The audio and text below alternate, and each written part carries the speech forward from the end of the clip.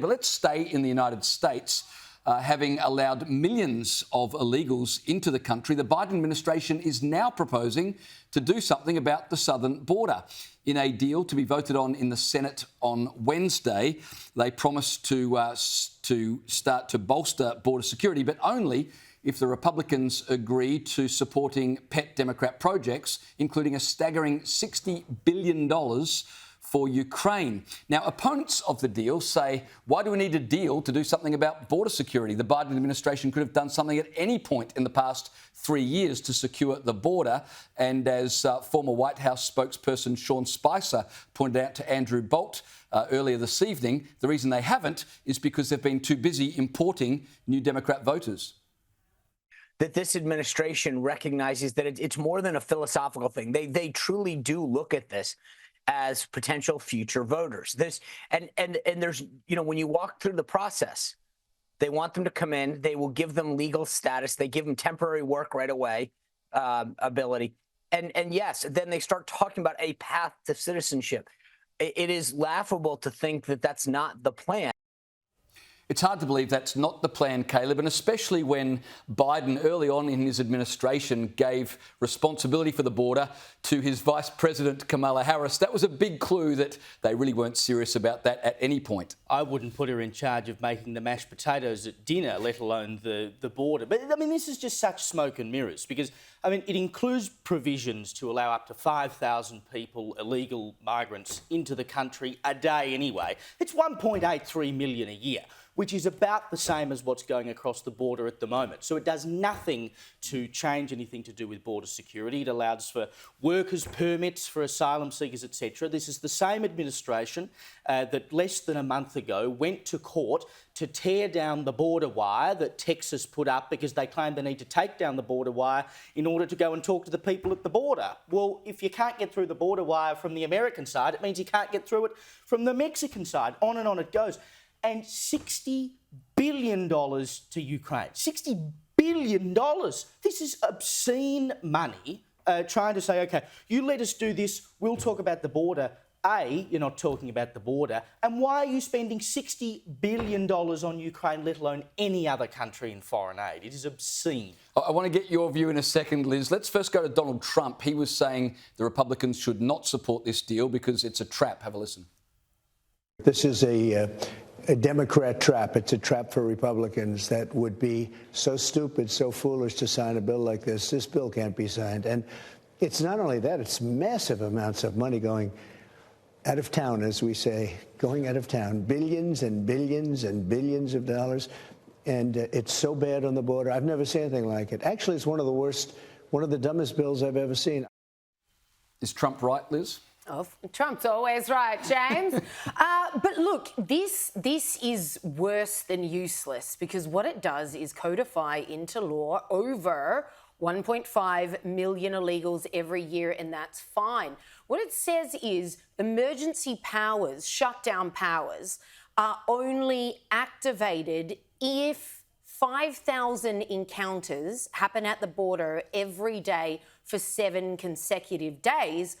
But even then, Senator Mayorkas can overturn it. And he's the one in charge of the border at present. So, he probably would overturn it if that happened, as Caleb's already pointed out. It's funny that they're trying to codify into the law the exact number of illegals that have already been arriving, 6 million in just 3 years under this Biden administration. They haven't lifted a finger, as if Mayorkas wouldn't just be like, oh no, we did reach 7 consecutive days of 5,000 every day. Oh, well, just so the president or the secretary can just give it a tick. Another thing in this bill is 50,000 extra green cards per year for no reason whatsoever.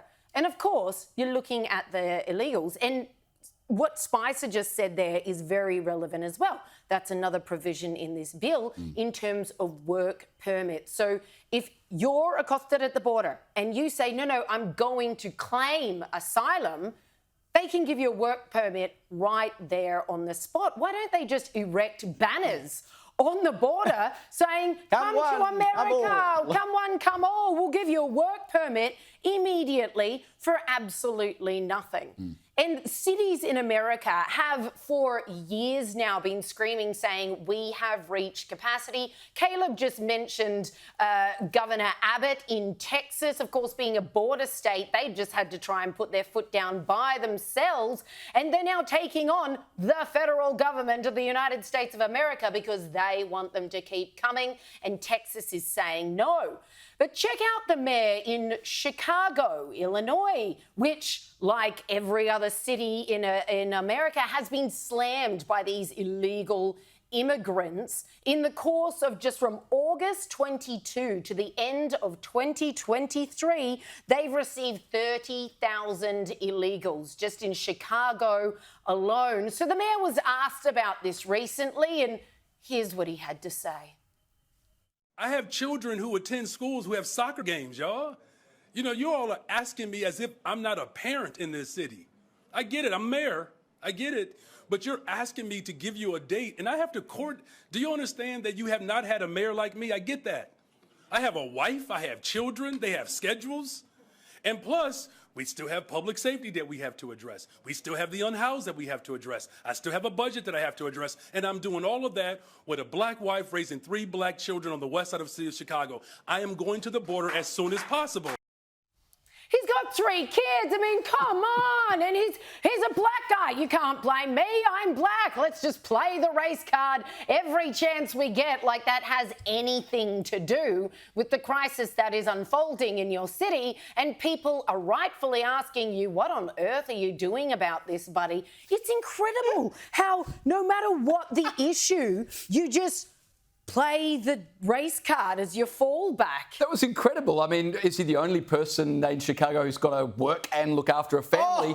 And he says, I've got a black wife and black kids. Yeah, like, and just that's specify. a problem. What's the deal? Sorry, I thought he had an Asian wife and Asian guy. I mean, what does it matter, mate? Like, it makes literally no difference. The fact that they always rush back to, it's race or I'm a dad. Mate, if you can't hold up your job and be a dad, I suggest you go and talk to most of the people in your city, because a lot of them are holding down jobs and trying to look after families and doing a hell of a lot worse than you are. But it's not just the mayor of Chicago who's on this weird racial bandwagon.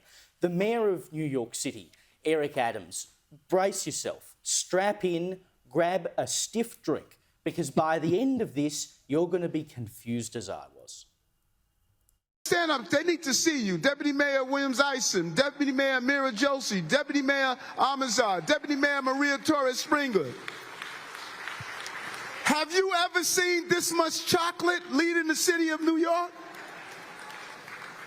And then go down the line. Look who's here. This is representative of the city. That's why people are hating on me. You trying to figure out why they're hating on me? They're hating on me because how many of you go to church? Ma'am, this is a Matthew 21:12 moment. Jesus walked in the temple. He saw them doing wrong in the temple. He did what? He turned the table over. I went to City Hall to turn the table over. Amen, brother. I mean, seriously. He's comparing himself to Jesus. Everyone hates me because I've got lots of black people in my team. No, mate, they don't hate you because they've got black people in your team. They hate you because you can't run the damn city. And how can he compare himself to Jesus? I mean, he can't even feed 5,000 illegals. So he's nothing like Jesus. But, I mean, according to the rules of diversity, equity and inclusion, New York should be the most successful city in America by that logic. But for him to say, look how many black people I've got in the administration, could you imagine if a white mayor stood up and said, can you see how many white people I've got in my administration? How good is that? I mean, he'd be pillared from post to post. Like, I've ticked the DEI boxes. I don't understand why people are upset here. But New York is being said, it's unrecognisable.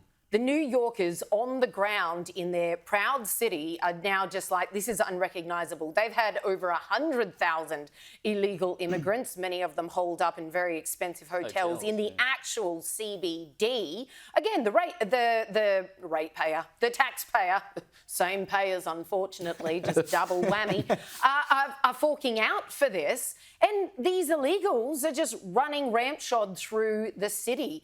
They are asking the people who are responsible what's going on and also what's going on happening in the future. What's the game plan here? These buses just keep pulling up, unloading and leaving, and there's clearly not a plan in place whatsoever. You'd be terrified to be in these cities. I just thought his argument was hilarious, that he's boasting that he's created an administration that is completely representative of the population, and that's why the population hate him. That makes zero sense. It's madness. And yet you're playing into the argument of racists, because anyone who wants to take issues about the fact that you are black and you are in this position, it's like, why are you doing a terrible job? And that guy's, well, I'm black and I've got a black wife and I've got black 3 children. Any racist in his city would be like, yeah, no, that would be our point. I mean, what do you think you're leaning into here? The compassion of people that you are clearly not representing them whatsoever. Doesn't the whole DEI stuff just produce this as a natural consequence? For instance, when you get your position based on your race or your colour, which they all campaign on, then you assume any opposition must be because of your race or your colour. And so the very thing that got you there produces this response. Yeah, and I'm reminded, I can't remember what city it was in, but in America again last year, there was a mayor who hosted a Christmas party exclusively for elected members of colour. Now, she actually accidentally sent it to a few white councillors who said, hang on a minute, you're having a Christmas party without us. It rather proves the point that you don't have an issue with diversity if you have enough councillors to host a Christmas party exclusively for councillors of colour, does it not?